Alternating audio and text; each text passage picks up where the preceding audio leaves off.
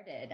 First of all, welcome. We're thrilled that you all are joining us on a beautiful Saturday morning. My name is Rika Gopinath, and I'm with Yard Smart Marin, one of the two organizations bringing you this webinar today. The other is UC Marin Master Gardeners, where our very talented speaker, Marie Narlock, will be joining us and sharing her expertise. We have two groups that are bringing this to you. Yard Smart Marin, which is all about stop, think, protect, and find a safer and effective solution to any kind of pest problem. And our website is designed with a lot of local expertise to provide science-based, safe, and effective solutions to lots of questions and issues like weeds, plant disease, insects, rodents like rats, which was our last webinar topic, and today's topic of things that happen in yards and gardens and lawns. UC Marin Master Gardeners is a fantastic local group of volunteers.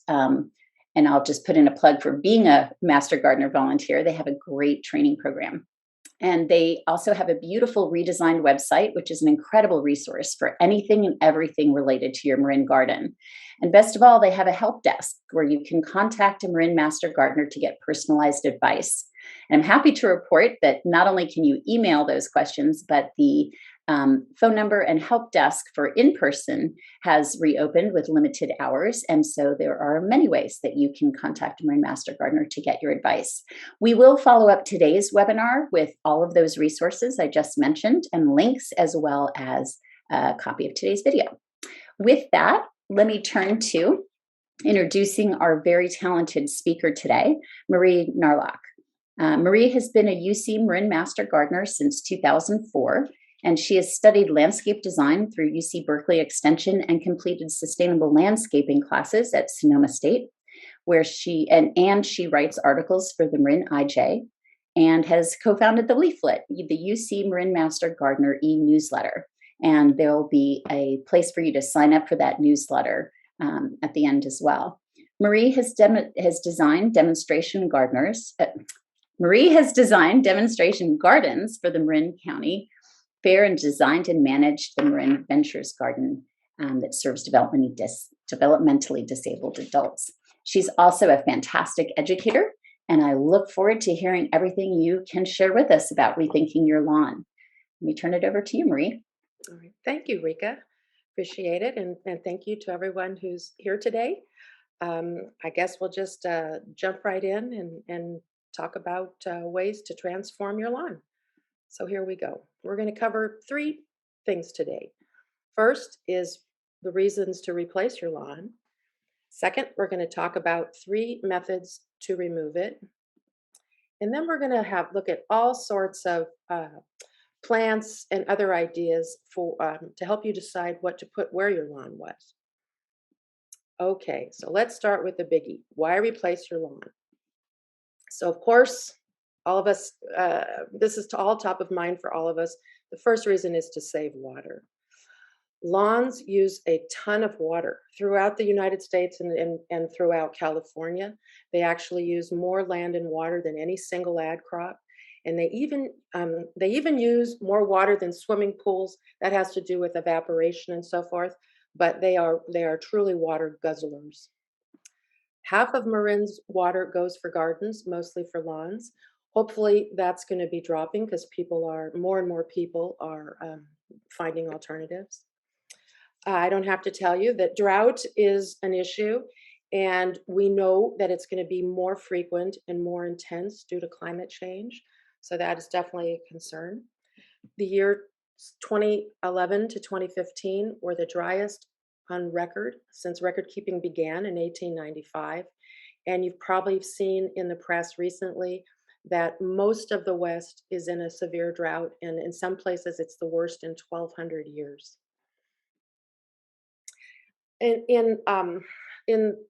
Especially in the Central Valley, for agricultural reasons, we take a lot of water out of the ground. We take a lot of water out of our groundwater with wells.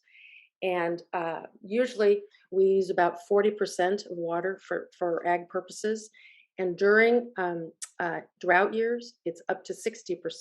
So that's a 50% increase, and that's pretty huge. And because of that, in some parts of California, the land is actually sinking. So we're actually changing the surface of the earth, which is not something we want to do, of course. But as importantly, we really want to keep our groundwater recharged. We want to keep that healthy. So it's what that's what we're aiming for. So the question is, can your plant choices really make a difference? And the answer is a resounding yes. And let me just show it to you quickly mathematically. This photo here on the right, on the left, excuse me, is so a typical small lawn in a backyard. Those are sprayed, those are watered with pop-up sprinklers, which we're all used to. And those are measured in gallons per minute. And so for if we had spray heads on this lawn, it would use about 70 gallons of water in 10 minutes.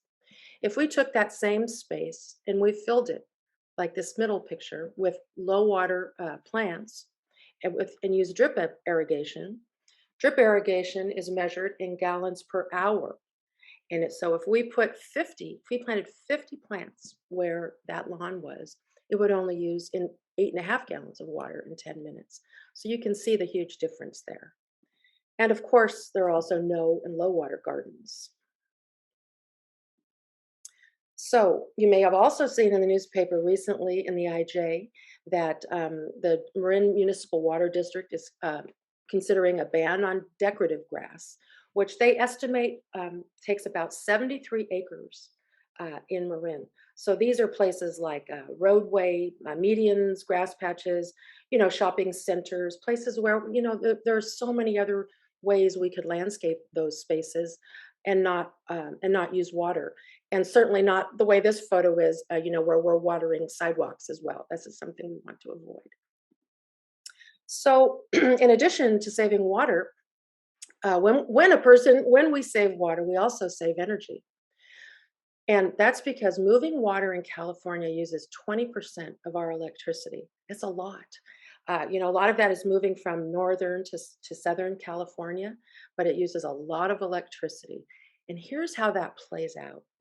So when you save energy, when you save water, you save energy, and that cuts down on greenhouse gases, and that helps to mitigate climate change, and that reduces the frequency and intensity of drought. So isn't that a beautiful circular, step-by-step process? And that's what we're all aiming for. And also, the chemicals that are put on lawns take plenty of energy to produce, especially those that are, based on fossil fuels. So there are a lot of synthetic fertilizers out there. And of course, they also take human energy. Lawns are what I consider high maintenance plants. And so this is the next thing we're trying to do. Next reason why we're getting rid of lawns is to save time. They are truly high maintenance. I cannot think of any plants in my garden that I have to mow, clip, edge, aerate, feed, seed, weed, and water. That's a lot of maintenance for one plant, right? So please bear that in mind, that you could do something that will help you save a lot of time. And of course, what goes along with that is saving money. Less water and less energy means lower water and energy bills. And who doesn't want that, right? You can also reduce pollution. And this is a big issue with lawns and other uses. But lawn care chemicals are a huge industry. Millions and millions of pounds of gasoline and fertilizer and pesticides are used on lawns. Maybe we're a little bit more evolved in Marin. I hope so. But believe me, throughout California and throughout the country, they are used in great quantities. And I will also add that lawns also require a lot of noisy machinery. And here's how that works. Here's how that steps down. Lawn chemicals, when we put them on our lawns and they run off into streams, lakes, creeks, or in our case, the bay, with rain or because of irrigation, then that can kill or harm insects and fish. And that can disrupt the food chain, and it can also degrade our drinking water. So no one wants any of these things. And that's another reason why, for those who have a lawn and want to keep it and are actually using it actively for something, we want to minimize any chemicals. And of course, if possible, for the other reasons, we want to try and just find other alternatives. And I want to play a short video. This is just a couple of minutes that really encapsulates the issue of pollution in waterways.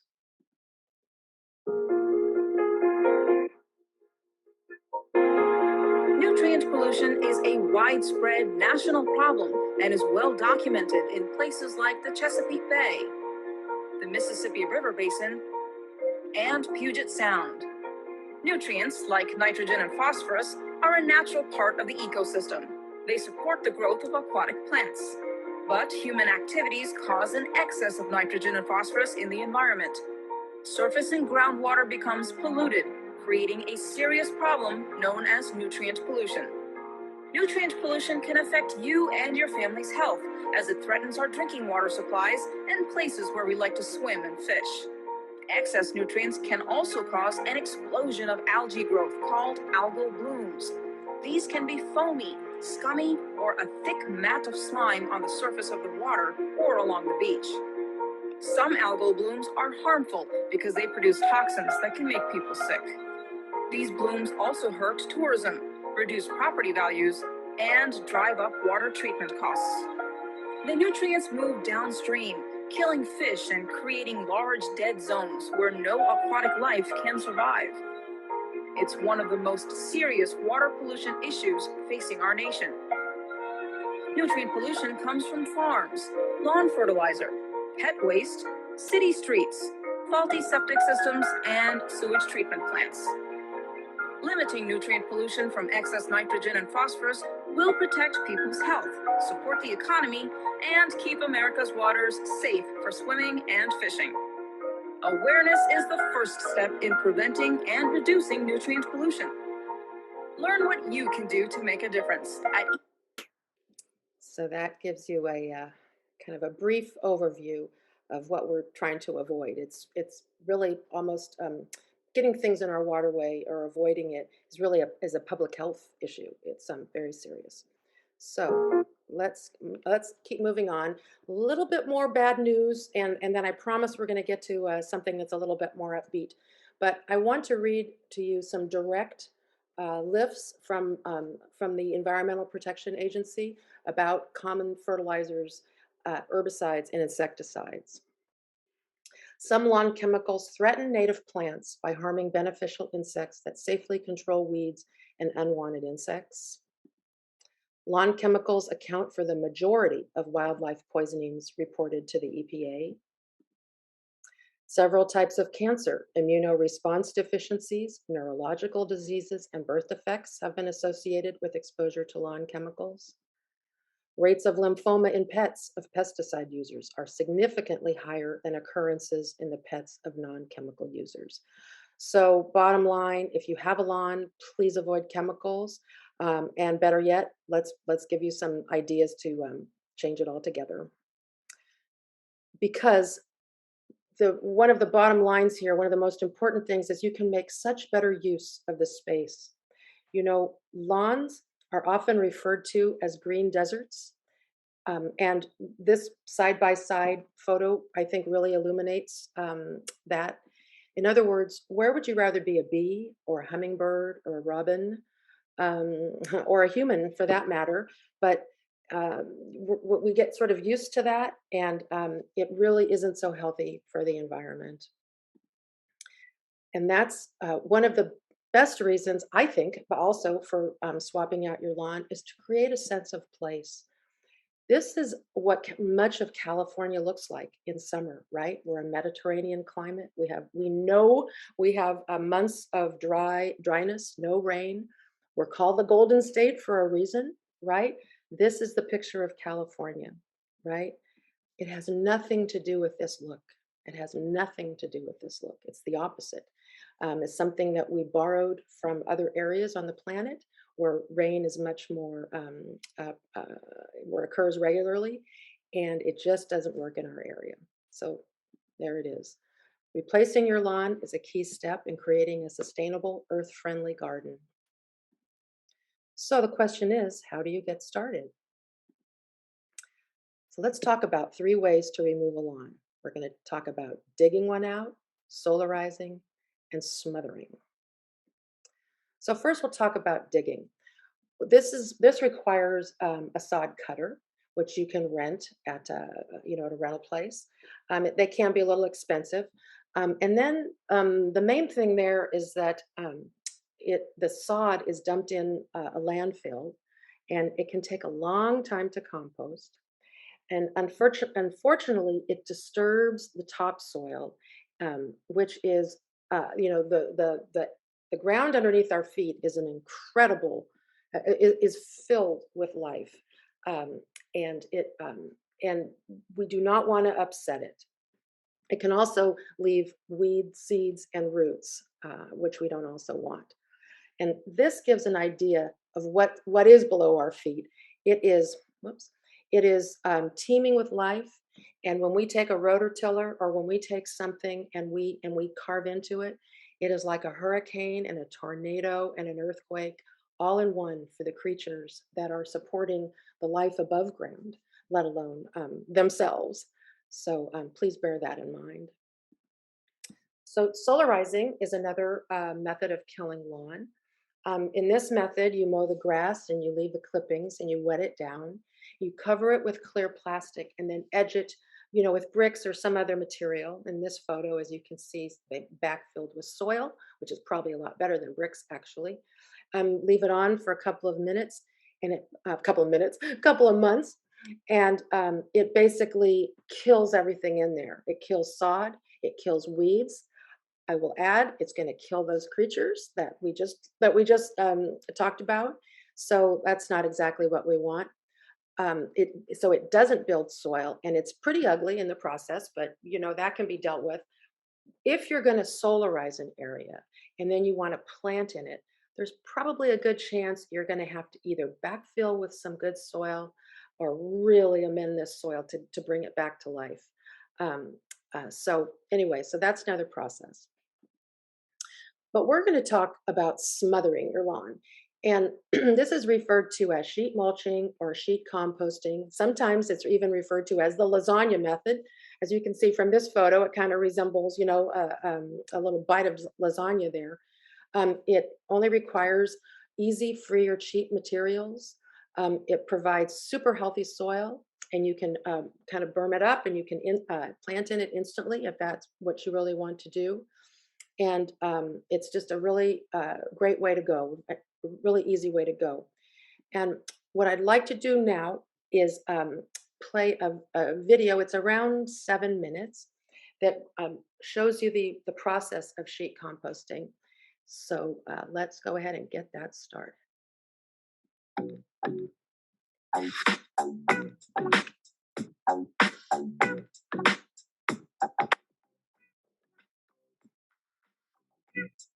Hi, my name is Kat. I'm a landscape architect, and today I'm going to show you how to rethink your lawn the bay-friendly way.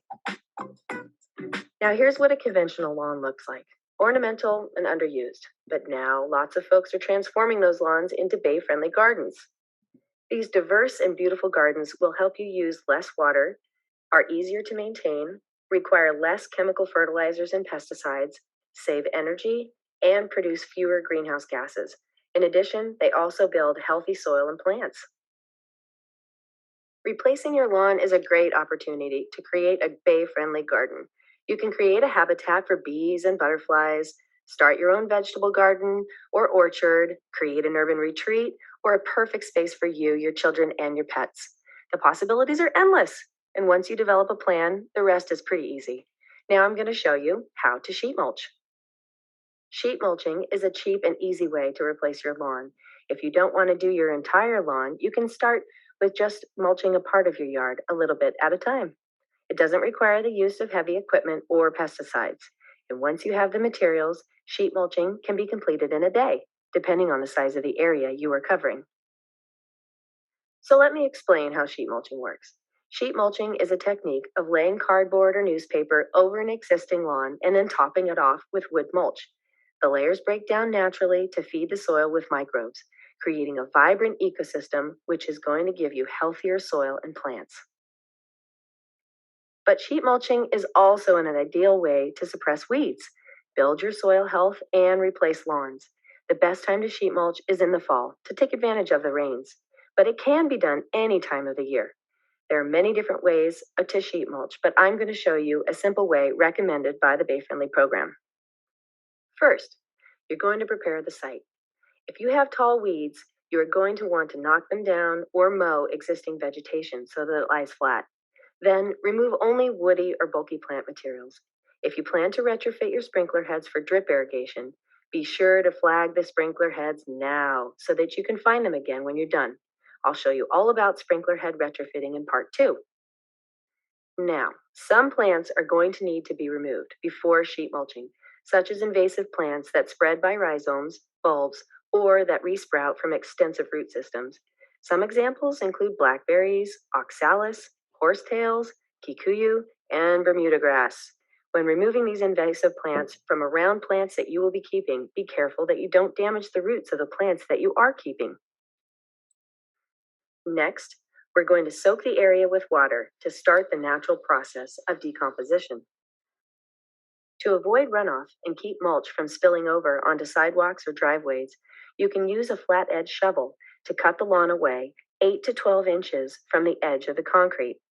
The soil should be at least 3 inches below the grade. In other words, 3 inches below the top of the concrete. Your excess soil and sod can be mounded away from the edges and sheet mulched in place. If you're sheet mulching a lawn, just flip the edges over so the roots in the soil are face up. If you encounter the plastic netting that came with your sod, don't worry about it. Throw away the pieces that you see. Your leftover soil and any extra plant material or prunings can be used to create mounds for plants that like well-drained soils. Many native plants thrive on these mounds. Mounds also create more visual interest in the garden by adding height and depth. All right, once the area is prepped, then you're ready to install 5-gallon or larger plants. Next, you'll add a weed barrier. It is essential that this barrier be permeable to water and air. Recycled cardboard boxes work great. You can get big sheets of cardboard from appliance stores or bike shops. You can also buy recycled cardboard rolls or use multiple layers of newspaper or burlap. Be sure you don't use plastic or weed cloth, which won't biodegrade. Remember, this is all about building your soil naturally. When you're placing your cardboard pieces down, be sure to overlap the pieces by 6 to 8 inches so the sun won't get through them. You want to starve your weeds of light. As you're working, you can rip and fold the cardboard to accommodate the space around your plants. Now completely cover the ground except where there are established plants that you don't want to cover. Cover all green lawn to keep the sunlight from hitting it. Remember, any lawn showing at the end of the project will come right back. Next, we're going to wet down the cardboard to keep it in place to make it easier to shape around obstacles. When you're done covering the existing lawn with cardboard, it's time to add a layer of compost and mulch on top. Spread your compost directly over the cardboard and then cover it with bulky materials like wood chips to optimize weed control. Adding compost will help build soil. However, if your main goal is weed suppression, you can just add the mulch and skip the compost. In total, the compost mulch layer should be about 2 to 5 inches deep. The top layer of mulch mimics the newly fallen organic matter of a forest. Good materials for this layer include chip plant debris, tree prunings, leaves, or even straw. You are going to need a lot of mulch. Typically, a smallish front yard can take 18 cubic yards of mulch. To find local sources for mulch, please see the resources accompanying this presentation. Now that you've laid down the cardboard and covered it with mulch, you're going to punch holes in the cardboard and place your plants in the soil under the sheet mulch. In cooler climates, smaller plants like 4-inch pots can be planted right into the mulch compost layer on top of the cardboard without digging a hole. Don't worry, the roots will break through the cardboard. You will want to add compost just around the root ball if you didn't already add compost on top of the cardboard. If you did, you're good to go. Remember, your new plants will require water and attention when they're young, even if they're drought tolerant. Just a couple other things to keep in mind. Don't pile materials up against tree trunks or stems of plants. This will help them stay healthy and disease-free. Especially during the dry season, small seedlings may need protection from snails and slugs that like to hide under the mulch. You can protect young trees from rodents with physical guards like metal bands that wrap around the base. So, congratulations! Your lawn has now been sheet mulched. Okay, so let's move forward. So the good news is that process is really supported by our water companies. And right now, the Marin Municipal Water District is offering $3 per square foot cash rebates for lawns. They up to a maximum of $5,000 for residential sites, $20,000 for commercial. But more importantly, they have a free sheet mulching program, which includes a material delivery and installation and permanent disabling of lawn sprinklers. So I encourage you to look into that if you're an MMWD customer. And for North Marin Water District, they also have rebate programs, $100 per 100 square feet cash for lawn, up to a maximum of $800 for single homes or 100 for townhouses, etc. They too offer a free compost, rolls of cardboard, and wood chips as part of a Lawn Be Gone program, do-it-yourself sheet mulching.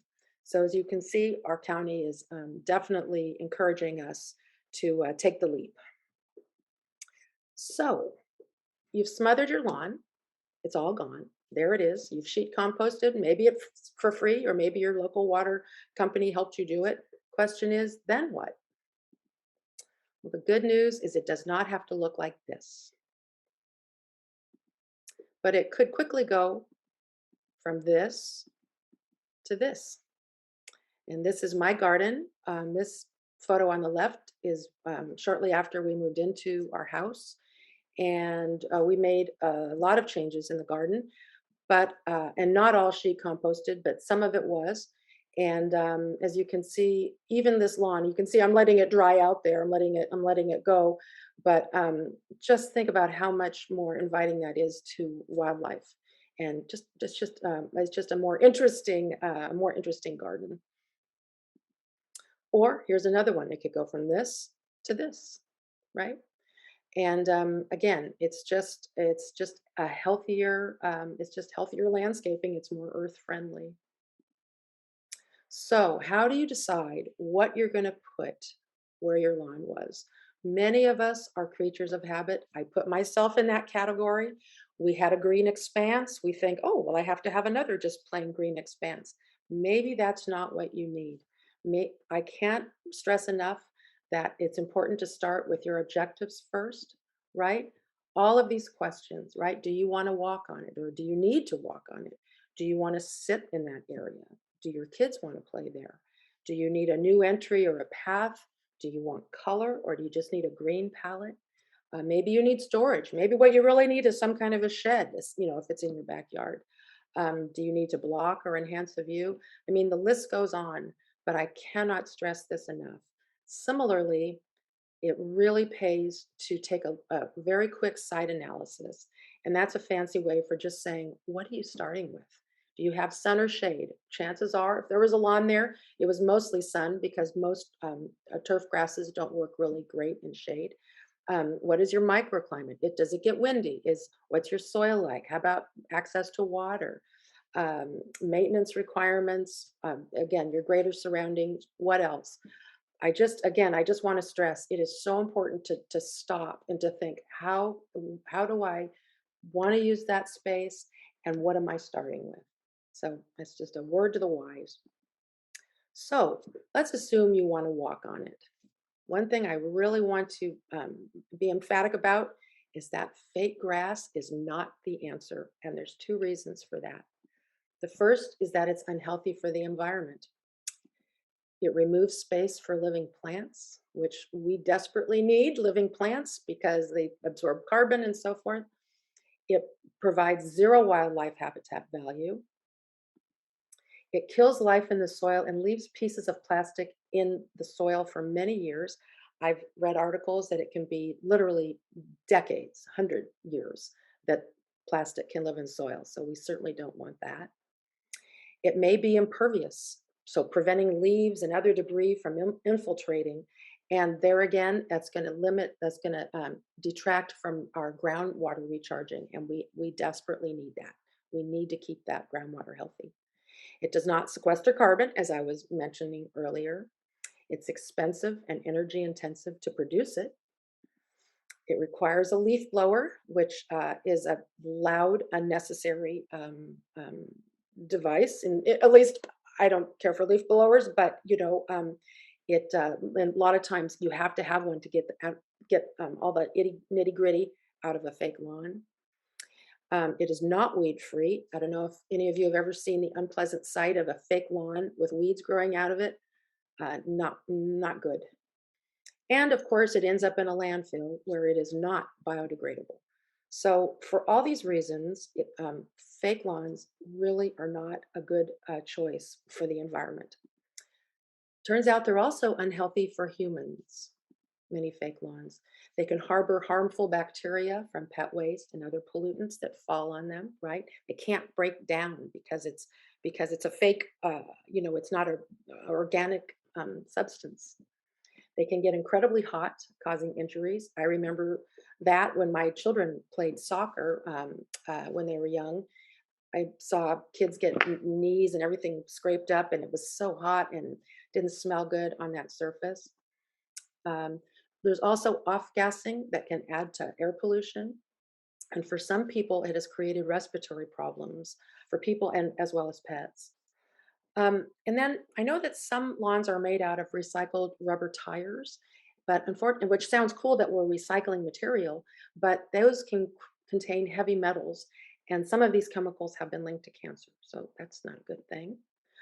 Um, and in particular, the little glass blades and the little fake little pellets that they put in fake grass to make it look like soil, they can have toxic chemicals known as forever chemicals, PFAS. And I am no chemist, but these are not good things. Because here's what happens. Children breathe those chemicals from the off-gassing, and they also touch or swallow those little tiny little rubber pellets that are supposed to resemble soil. And those pellets get in their shoes and in their clothing. They bring them into cars and homes. We all do, not just children, of course, but all of us. They travel home with us. And those PFAS chemicals accumulate in the body. And unfortunately, they do not break down. So this is something we're trying to avoid. Fake lawns are not the only thing that have these chemicals, but we want to avoid them no matter the source.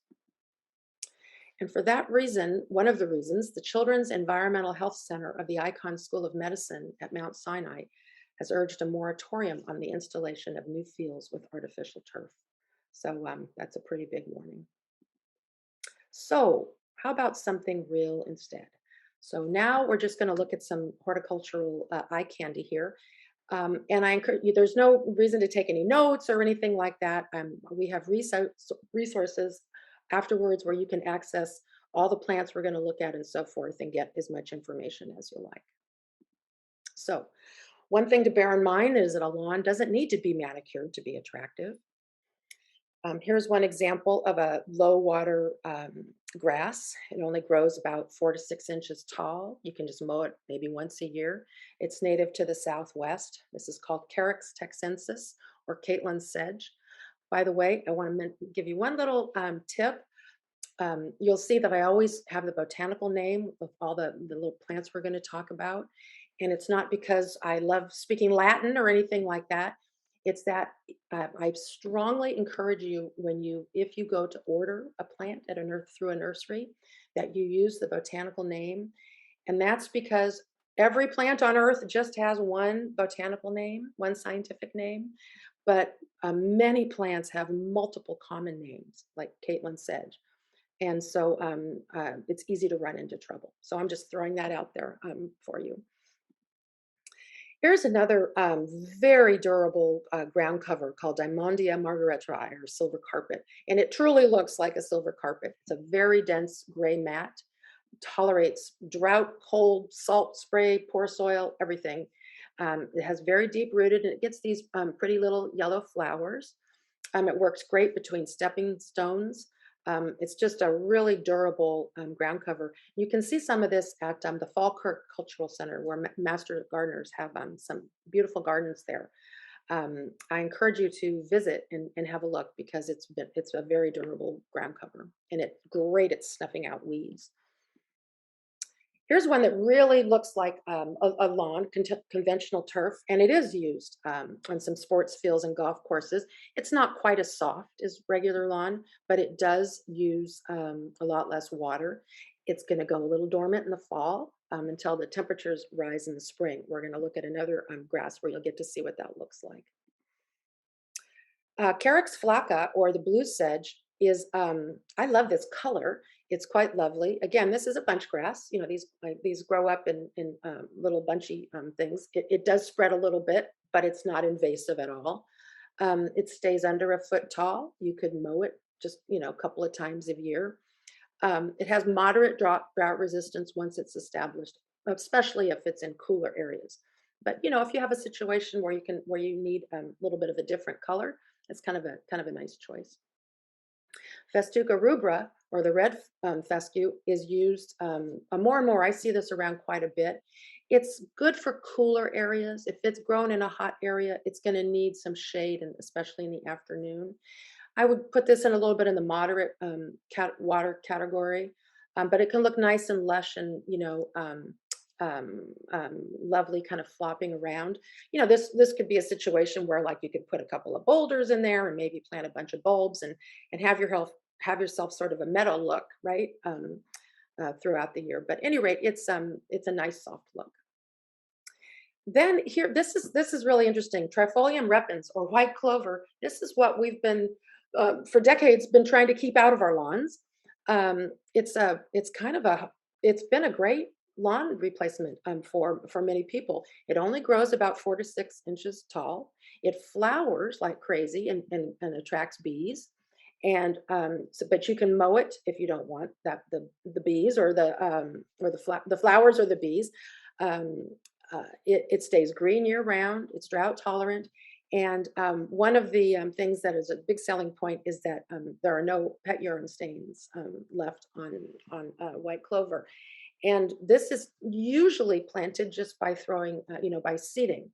So it can be a very cost-effective way to go as well. And there's what it looks like when it's flowering and expands. And we all know what this looks like, right? Because we've been taking it out of our lawns. In fact, this is probably a lawn that somebody has thrown in, like a bunch of clover seeds, and it's just sort of a mix. But I think it has kind of actually a nice look. And similarly, there's a newer product that's gaining a lot of traction called Carapia, Lipia notiflora. It's a special cultivar, that UC Davis had a hand in. That was developed for drought, but it also tolerates flooding. It's fast growing. It stays very, very low to the ground. It attracts bees and butterflies. But it's sterile, so it's not going to spread and be a problem. It's extremely deep rooted. It works great on slopes. It'll help control erosion on slopes. They've used it on highway shoulders, rooftops. I can't imagine anything more exposed than a rooftop.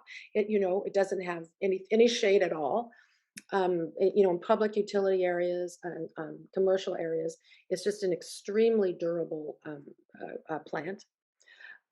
These photos were taken recently by a friend of mine who installed Carapia in her garden. And you can see it needs some edging. It kind of grows out in these long little stems here, so you can just go along and edge that along the way. But you can see it has kind of a nice even look. She laid down Carapia sod, but it is very easy to grow Carapia with plugs. Like, even every 3 feet apart, it will spread in enough to cover an area. And in the resource page, there is a video that I've included that you can learn more about growing Carapia. Really a very durable plant. And finally, I wanted to show you this buffalo grass, Bucklo dacloides. It's a cultivar This was bred at UC Davis and UC Riverside. It's extremely heat loving, but it uses 75% less water than a conventional lawn. And as you can see from these photos, what it really loves is this summer heat, right? In winter, it's going to brown out a little bit. But if you don't mind that look, and you want something that looks like a conventional lawn most of the rest of the year, then this could be a good choice. So that's another one to consider. And there are a lot of places now that sell native seed and sod blends. And, you might want to look into one of these. Delta Bluegrass sells Carapia. And, they're just wonderful reasons. And of course, there are lots of good reasons to grow native plants, which is a whole other topic. But, if you want to see an example of a lawn that was a native lawn that was started by native sod at the Marin Art and Garden Center next to the habitat area where there's a pond. There's a grassy area there that's been there for well over a decade. And that is native sod that requires much less water. So if you ever want to take a field trip, that's a good place to go. So maybe you want a grassy look, but you don't necessarily need to walk on it. Here's some more carex. So the carex you might have picked up are called sedges. This is called the dune sedge. This needs a little water to establish, but then very little. Grows up to a foot tall, usually a little bit lower. Has a nice meadow look for both coastal and drier microclimates, which is a selling point. And it can take a little foot traffic, not a ton, but you can see, these ornamental grasses are just a little, bumpier than a conventional lawn. Field sedge, very similar too. This is a really tough grass, good for erosion control. Also, they put it on green roofs. When you see that a plant can live on a green roof, you know it's a tough plant. You know that it can really withstand some tough environment. It tolerates drought, poor soil, salt spray, heat, cold, and even a little foot traffic. It can have this sort of tousled appearance, or it can be mowed or even just string trimmed. And this one also is going to turn a little brown inland hot summer areas if you don't water it much. If you water it more, it'll probably stay a little greener, but just so you're aware. And here's a little bit larger grass. This is called Carex tumulicola, or the foothills sedge. This is another California native plant. It gets these beautiful little inflorescence. They're called flowers, that come up from the grass. And it's just really, really beautiful in spring. And it works in wet or dry soil. It works in center part shade, which can be great when you're trying to cover an area that goes in and out of shade and sun. So that's a selling point. It's a very easy and reliable grass. And I happened to see this on a walk the other day. Somebody cut into their lawn, they reduced the size of their lawn, and they planted that Carex tumulicola, the foothill sedge. And I just thought that was such a nice look. Kind of looks like a little poodly. And the expression that came to mind was, honey, I shrunk the lawn, right? Somebody just decided, I'm just gonna put a little edging on there. I think they did a really nice job. So also then we get into a little bit larger grasses. These are, this is Calamagrostis foliosa, or the Mendocino reed grass. Really beautiful, another California native. It likes a little coastal condition, but it will work in hotter areas, probably with a little bit of more water. But once it's established, it's going to need little or no summer water. This photo over here is in my garden, and I just love the way it looks when it's blooming like that. It just looks like fireworks to me. I just think it's really quite beautiful. And then larger yet is the deer grass, another native plant that is just so easy to grow. Goes through kind of an awkward teenage phase when you first plant it, where it kind of everything sort of sticks straight up, but then it just fans out to have this really lovely arc. And you could water this, 1 or 2 times a month once it's established. It's easy and dependable, and again, for a larger scale cover. And finally, the Festuca glauca, the blue fescue, has this nice blue-green cast, a little bit larger than the Carex flacca that we looked at earlier. It's going to need a little shade inland, again, for those hot summer areas. The one thing about this plant is that it can be a little short-lived. Maybe after 5 years or so, it'll start losing that color. And and so for those who are looking for a long-term solution, maybe this isn't the best choice, but it's an awfully beautiful color. All right, so maybe you want to eat things that were on your lawn. And here's an example of something where these raised beds are just basically doing the job of sheet composting, right? You just build those up, put it right on your lawn, put some gopher wire at the bottom, and fill in there, and you've sheet composted that part of your lawn. Now, you can see how they've left some lawn along the edges here for these paths, but they're putting some hardscape here in the middle. I just want to throw in that I definitely recommend hardscape around for paths. Lawn does not make good, or conventional turf lawns does not make good walkways. When it takes a beating like that, it just never ends up looking good. And who wants to water their paths, really? Hardscape is, in my opinion, the way to go. So here's an example of a lawn you could sheet mulch and then plant right into it and grow lots of edibles like this lovely artichoke here and so many other beautiful edibles. So if maybe you're just looking for evergreen, or sort of another green expanse, trailing germander, teucriums, this is something you'll see. These plants love summer heat and sun. They grow 1 to 2 feet tall, and they're just beautiful, easy plants. Baccharis piularis.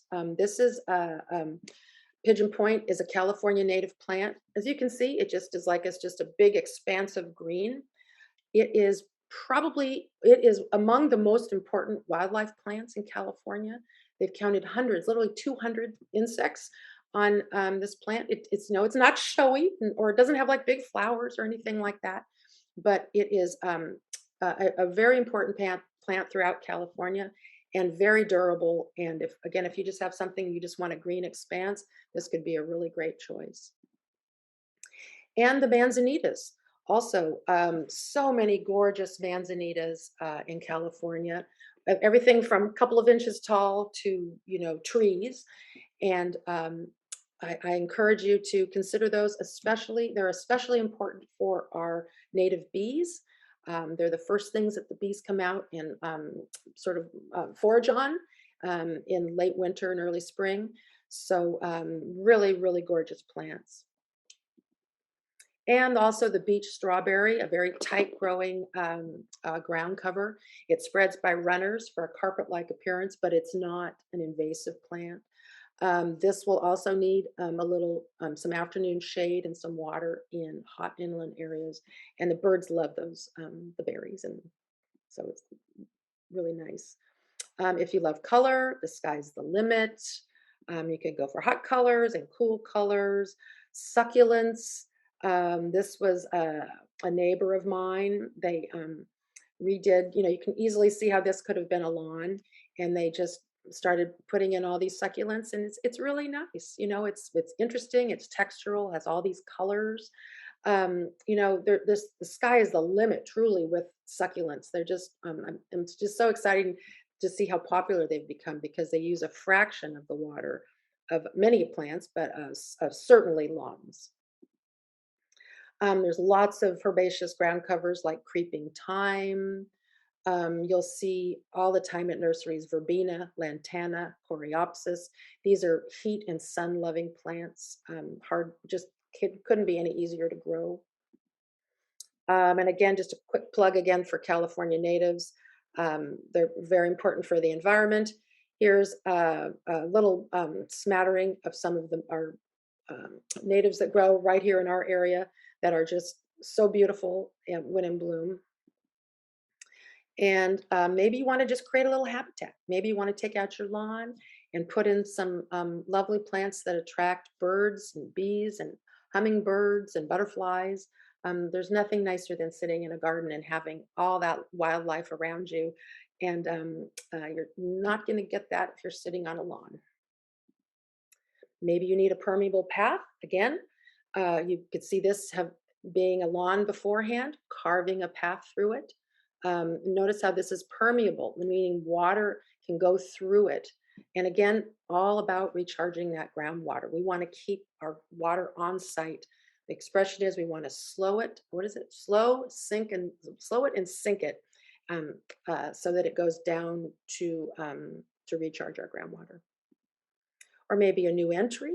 You can see where this could have been a lawn, and then they just changed it out for this lovely little ground cover with some rocks and so forth. Which, and to me, this is a nicer look than just plain, low to the ground grass. This is probably a total of 3 or 4 plant species just repeated all over, which is really gives it a nice welcoming look. Maybe you need a place to sit down. There are patios to fit any shape or budget, from gravel, which is very cost effective like this, or decomposed granite, which is referred to as DG. Patios like this, that of course are going to be more of a project and more expensive. But anyway, if your lawn would be a nice patio, this is the time to think about it. Of course, leaving a little bit of water in the garden is important, because it nothing brings in birds like having a little water, some type of little water feature, and of course the sound of water is really lovely. So it's kind of a nice little nook you could do if you take out a portion of your lawn. Here's a less lawn, more pond. This is not exactly a weekend project, but what a beautiful way to change up a lawn. You'd have to dig down and so forth, but it's getting something like this balanced, especially if you're not using a pump and so forth, can be quite a project, but it's quite a beautiful look. Or maybe you just need a fun play area for the kids.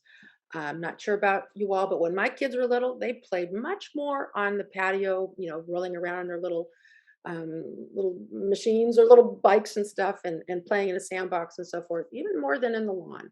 So that can be a fun swap. Or maybe you just need your own little secret garden getaway. That could be a nice goal to have. So that is it for all those ideas. And I want to just highlight here, well, first of all, thank you for joining, but also these are all the ways that you can get in touch with the Master Gardeners. And as a reminder, our pollinator plant sale is on March 12th.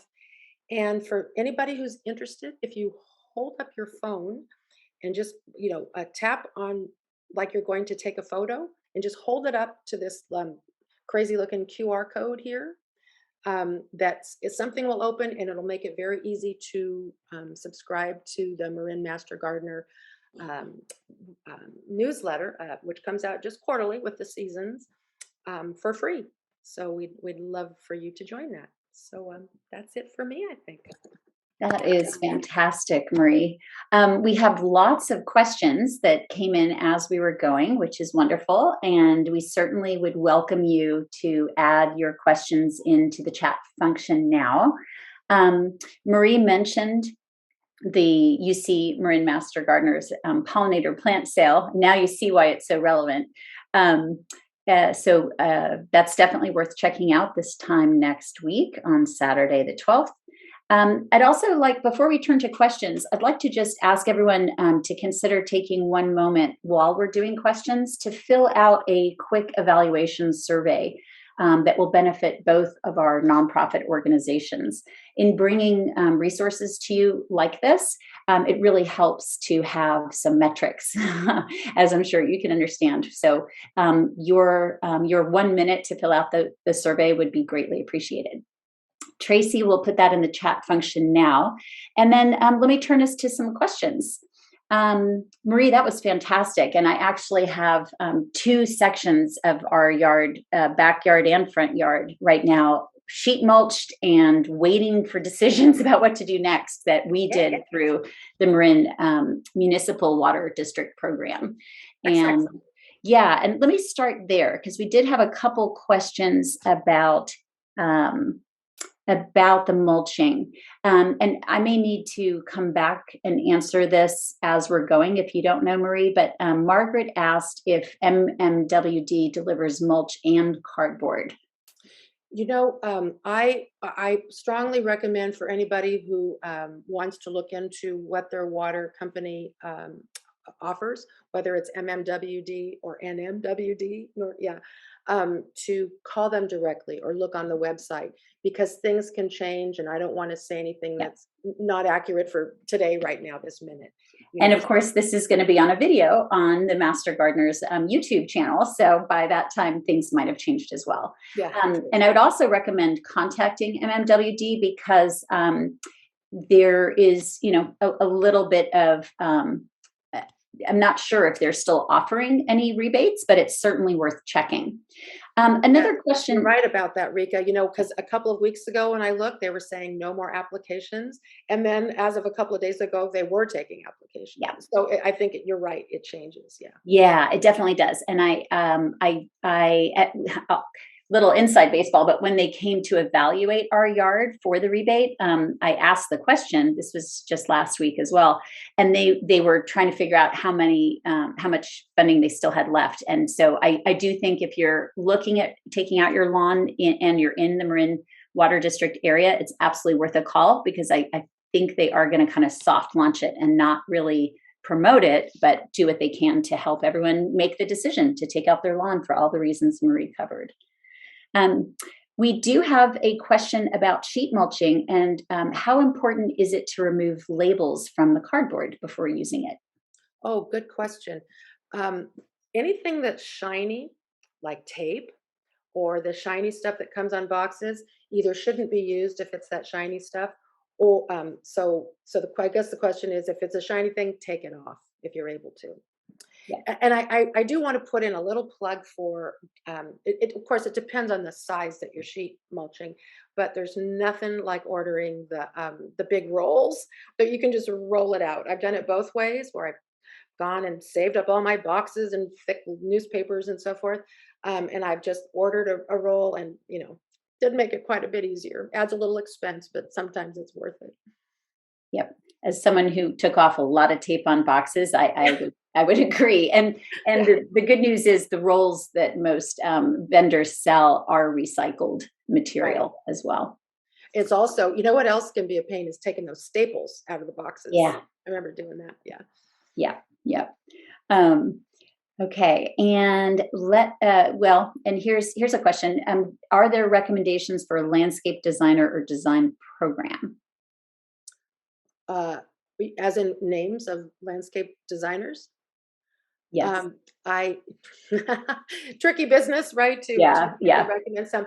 You might want to look. I know that through the Marin Municipal Water District, they have a Quell program, and those designers and um, folks have been through special training for low water designs and so forth, low water landscaping. So maybe that might be a good first step.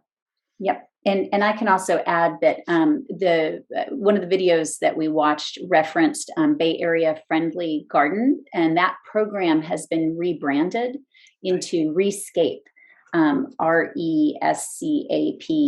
Rescape, and they have a certification program for landscapers and providers, and so that might be another resource where a provider would have the expertise to tackle this. Yeah.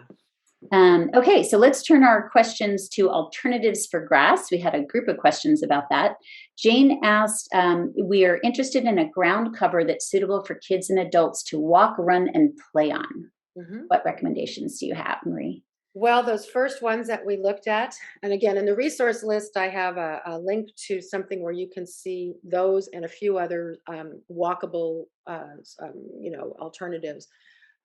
The Carex flaca, you could do that on. Certainly the Diamondia, the super tough mat. All those ones we talked about at first would be suitable for walking on, for playing, for pets.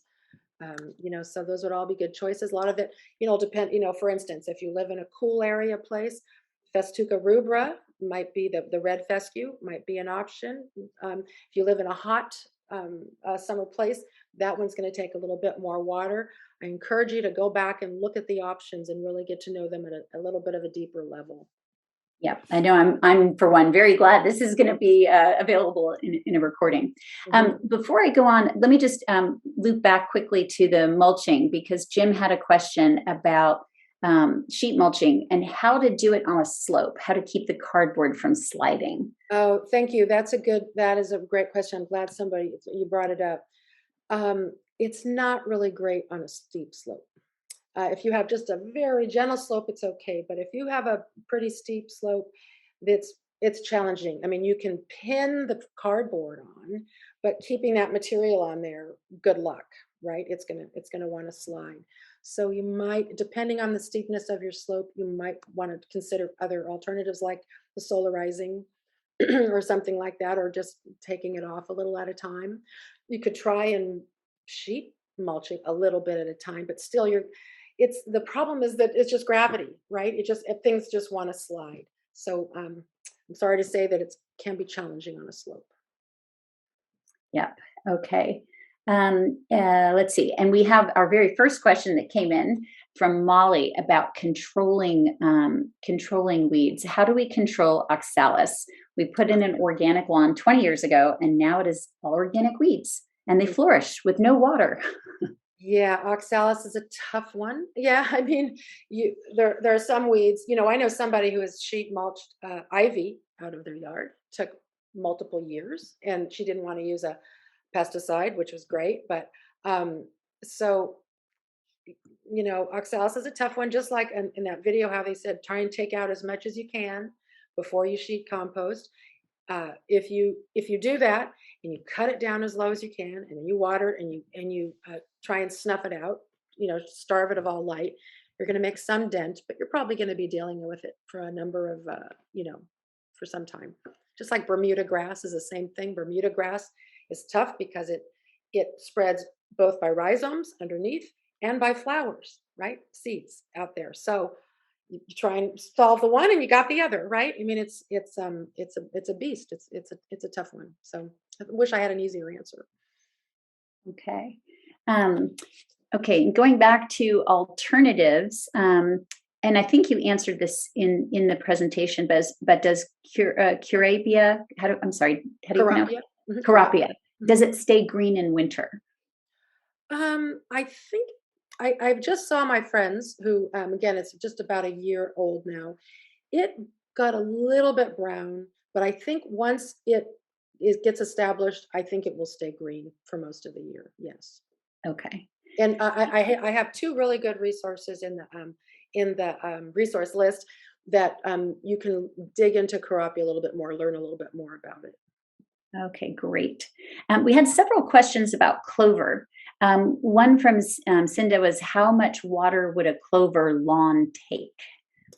Well, once it's established, I don't think it's going to take much because, again, this is something we've been trying to take out of lawns. I do know somebody who was growing it even in a shady area, and it was staying green for the whole year. But I would say minimal water. I can't quantify it necessarily. Depends on so many things. How hot your summer is. If you live in a hot summer area, it'll be a little bit more than in a cool area. But once it's in there, I think it would be quite low. Okay. And Rosie had a question about clover, asking for the disadvantages and advantages of clover versus micro clover. There's been some confusion about that, and I'm gonna sound like such a nerd. I would need to see the botanical names of the difference of the plants, because sometimes what's referred to as microclover is actually clover is Trifolium repens is actually that actual plant. So there's some confusion there with the common name. Um, I do want to bring up one thing when you mentioned pros and cons. Both Carapia, especially in warm areas or in any area, when it flowers, it really attracts bees. So this is one thing my friend is dealing with. She's all for bees. We're all for bees. We love the bees, but she literally will have to mow, because she wants to get rid of some of those flowers. So that there are fewer bees. So that's something for anybody who might be concerned about that. My hunch is that the white clover probably has a similar profile, and that it's going to bring in bees. So just be aware that you may want to mow it a couple of times so that if the bees become a problem. Okay. All right. We're getting lots of questions, so keep them coming. Two quick one. Well, two questions. What can be planted around Japanese maple trees? The first thing I would caution is you don't want to do anything really close to the crown of the tree, right where the trunk meets meets the roots. You want to have a nice area around there that's plant free, right? So it has for the health of the tree. But you know, a host of plants, right? You could use any of those little ornamental grasses. And again, it's going to depend so much on where you are. You know, have to sort of see the site. But any of those ornamental bunch grasses, certainly some of those native plants, the manzanitas and so forth. Again, if it's not super close, to spread those around would look beautiful. So. Great. And again, this is a great plug too for the benefits of the UC Master Gardener help desk, because you can send pictures of things and you can, get into very specifics for your own site. Yeah, and I should also add, thank you, Rika. That's a good point. And also on our website, if you go right when you get to the website, the menus at the top, and if you click on plants, you can get a myriad of plant lists and advice and so forth about choosing plants that work really well in Marin. There are plant lists for if you're dealing, say, for under oak trees, or if you live around redwood trees, which can be very challenging to plant around. As an examples, there are plants for attracting hummingbirds and bees, and there's all sorts of lists. So I really encourage you to take a thorough look at that page. And that's actually a great segue to our next group of questions about fire risk. There are several questions about what is the fire risk first with these dry plants, is what Ursula said. And then another related question from Jim about whether the large clumping grasses or sedges are less ideal for making your home fire safe. That's another great question, and certainly an issue that's on all of our minds, right? Fire Smart. Here again, I really encourage you all to look at our Fire Smart landscape page on our website. It is full of really great information, and I'm going to say something that is going to might seem really strange, but what I will say is that it really doesn't matter the kind of plant that you have. It's not what the plant is, it's where it's planted, right? So you can take, any shrub, and if it's planted really close to your house, it's going to be a problem. I don't care what kind of plant it is, right? We're trying to get away from things right up against the house and so forth. We're looking at zones around the house for defensible space. Spacing, not creating fire ladders, like having a low grass and then a shrub and then a low growing branching tree, things where a fire can just go right up, and especially if that's near an eave in your house, say, right? So again, I really want to stress, it's not what you plant, it's where you plant it and how you maintain it. So please refer to our website. There's some really good information there. Yep. And I'll add one of the things that I learned, and I think it was from your website, was also thinking about, wood fences as part of that as well. And a wood fence laddering back to your house with things that are planted next to it. Yeah. We're all still learning. Yeah. Yeah. And there is another question about fire risk with manzanita bushes. Michelle said she has beautiful manzanita bushes, but she's worried that they're fire hazards and will have to come out. Oh, thank you for having manzanita. They're such important plants. I can't stress that enough. If it's right up against your house, within the first 5 feet of your house or whatever, then it's a decision you'll have to make. But if it's further out, right, and maintained and so forth, then I doubt it's a problem, right? They're lovely, long-lived plants. One thing I will say that again is you can read about on our site. The goal is always to stop the path of a fire, right? So one of the things that we're trying to think about is planting sort of in islands. So you plant some plants, maybe you put down a couple of pieces of flagstone, or you have a couple of rocks or boulders or whatever. So if a fire is coming towards your house, the hope is that it will be stopped in its tracks by something that's a non-combustible. So again, I really want to stress, it's not what you plant, it's where it is and how you maintain it. Yep, yep, and like our two nonprofit organizations, there is a lot of groups and nonprofits and municipalities working on fire safety and Yes. fire safe. So Fire Safe Marin is another one, but definitely reach out for those local resources. Um, okay, we have a group of questions.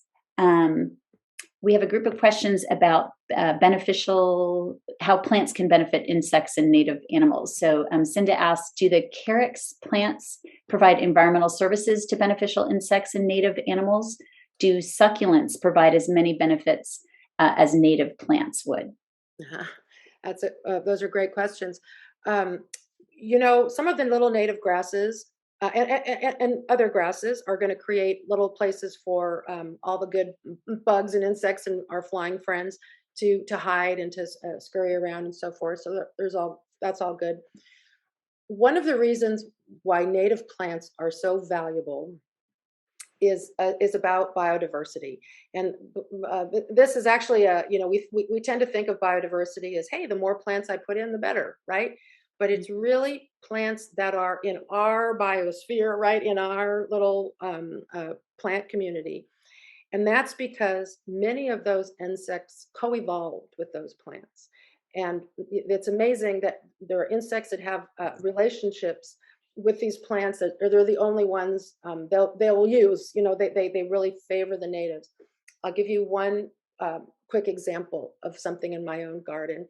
I have two plants that look very similar and they bloom at the same time. One of them is called Eclipta suberecta. It's a Uruguayan firecracker plant or something like that. Beautiful, really super gray leaf, bright yellow orange tubular flowers. Plant nearby is one of the native plants, probably 20, 30 feet away, called epilobium, the California fuchsia. Also very gray leaf, bright orange red tubular flowers. And they bloom at the same time, so I sort of have this experiment in my garden. The non-native has some hummingbirds and so forth that visit. It's near the patio. I look at it. It's very pretty. The native is covered. It's covered in bees. It's swarming with I mean, and the question is, how do they know? How do they know? Right? That just intrigues me. Um, so so yes, there's the biodiversity advantage and so forth to natives. I'm certainly not a native purist. There's so many great plants in the world. But to circle back to the question about succulents, the great thing about succulents is, yes, they do bring in us hummingbirds and so forth, and they use just so little water. So they're a great complement to native plants, right? They help us. I I'm not trying to avoid the question. I can't. I don't know if one attracts pollinators and so forth better than the other in terms of succulents. But all I can tell you is that you can count on it with natives, and you will also see them on succulents. I guess is the best way I can answer that. That's a great answer. We have, and first of all, thank you everyone for joining us and for these great questions, because this is really one of my favorite parts of being able to do a webinar in this format. I know it's not as personal to see your face, but we cover a lot more ground by being able to have all these questions this way. We have two questions about water. One is, what is the water use for the fountain? I think that you showed in your presentation. Oh yeah, I don't know. That's a great question because that's just something that circulates, right? Mm-hmm. And so I have two little fountains at my house, and I have to top it off every few days. I will tell you that, for a while there, we couldn't use our water features. MMWD was telling us not to use those. Fine.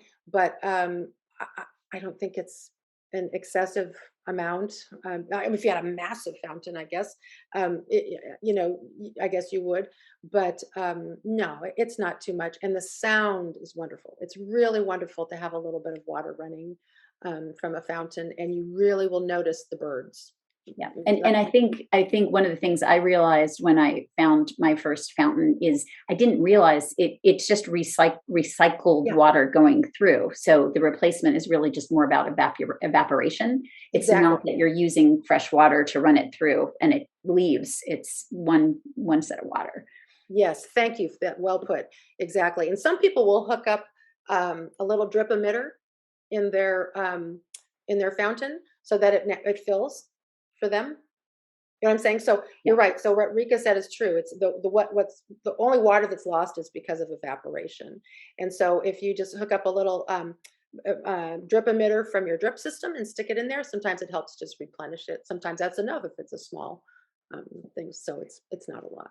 And Cinda has a very good related question, although it's about ponds, not fountains, but mosquitoes. So she was wondering how you keep mosquitoes out of a pond or the pond without using mosquito fish. Yeah, or the BT, or what is it, BC or BT, which can kill. I think, what is it? It's ladybug larvae. Anyway, it can be a problem. This is something we want to avoid.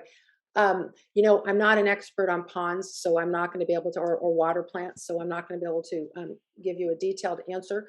There are some great resources that are, and there's one place in particular I know in San Rafael near Home Depot, Yellow Lotus, I believe it's called, is I know some folks have told me that that's a good resource, and I'm sure there are others as well. But yeah, I know that I know it's about getting the balance of plants, getting it just right, and I'm sure it takes some time to get that established. But I'm sorry, I'm not an expert in that Yeah. area.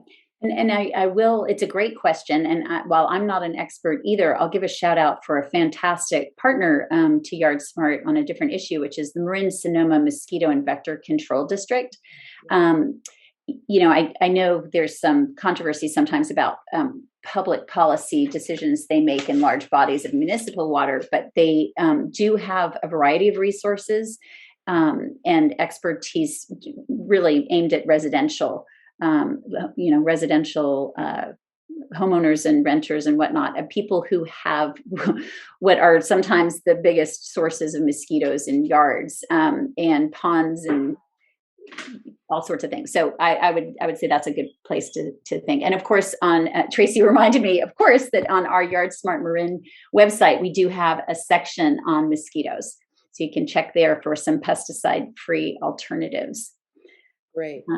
Great. I think I covered all of the questions. Oh, no, I have one other question, and Tracy will double check me. But I did have a really interesting question from Patsy, about any ideas for dog landscaping. Ah, dog landscaping. Well, that white clover doesn't leave stains, so that's kind of a nice choice for pets. And again, I would look at those walkable plant choices, because will make it easier comfortable for your dog, easy to clean up after your dog, and so forth, on one of those services. Or of course, if you're going to do a patio, it's gravel or whatever. But yeah, I would look at the walkable surfaces. Great. And Lynn had a question about using plants as fences for privacy, if there's anything that could check all of the boxes we've been talking about. Sure. Well, then we're getting into things like hedges and hedgerows and so forth. Again, on the Master Gardener website, we have a great list of possibilities for evergreen shrubs. I assume this question means you want to screen out either a view or just define your property line or something like that. You can look for those plants. I'm going to mention one other little thing about Fire Smart here, and that is, and this is something where we're evolving too. Hedges can be a problem in Fire Smart plantings, right? Again, it's not what it is, it's how it's planted. It's in a line, and it's often running right to your house. And so it has a fire would have an uninterrupted path to your house or another structure. So one of the things we're learning is maybe to try and interrupt that.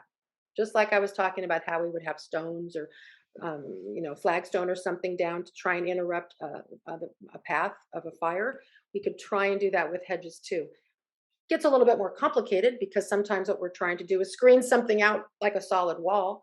But it's something to work towards, something to think about. Maybe putting something really low every so often, something. So That's great. Okay, and I do have a couple more questions that are coming in, and we'll stay as long as you guys are here. But I think we're close to wrapping up. But Barbara had asked about advice for reestablishing drought tolerant plants, and you might have covered that because she had to leave. And then the second part of her question was materials that are best to replace lawn, which I think you covered in great detail, but she was specifically asking about bark, pebbles. Oh, different types of hardscaping materials. Okay. Well, boy, there's just such a variety of them now. I happen to love stone yards and these material yards. I suggest you check out. We have some lovely ones in Marin, right? American soil or shamrock or what's the one in Mill Valley? I'm spacing out. Green jeans? I want to say because of an M or something, but I can't. I'm spacing out. But anyway, you can just look at all the materials, whether you want an organic material that's going to break down over time, or the different rocks and pebbles and stone and everything else, or a combination. There's just so many beautiful applications that you can do for that. And then to touch on the thing about reestablishing drought resistant plants, one thing I want to stress is even the most drought resistant plants need to get watered in to be established. And they need to get established well, especially, and I will mention native plants really need water to most of them really want to be fully established. And then over time, many of them don't need much supplemental irrigation at all. Some, but not all. So I thought I'd throw it out there. It's risky when we say, oh, it's a drought tolerant plant. You think you just put it in, you don't mind drought, you're done. But that plant has to get its feet in the ground, has to get its roots in before it's truly drought resistant. That's great. And Jim from our audience chimed in. It's Martin Brothers in Mill Valley with mulching stones. Thank you, Jim. Thank you. That's it. Yeah. That is great. Well, we have covered so much ground. We're definitely going to follow up with all of you and everyone who is registered for this webinar with the list of resources that we've mentioned and additional ones, as well as a copy of the video when it's available. And we'd ask you before you leave just to take a quick moment to answer our 4-question evaluation survey to help both of our nonprofit groups. And to consider coming out to the pollinator plant sale next Saturday, March 12th at Falkirk in San Rafael. And we're so thrilled so many of you took time out of your beautiful Saturday to join us. And thanks again to Marie and UC Marin Master Gardeners, and to Tracy Van Huzen from Yard Smart Marin and Nanette Landre for making all of this possible with Yard Smart Marin. And we thank you very much.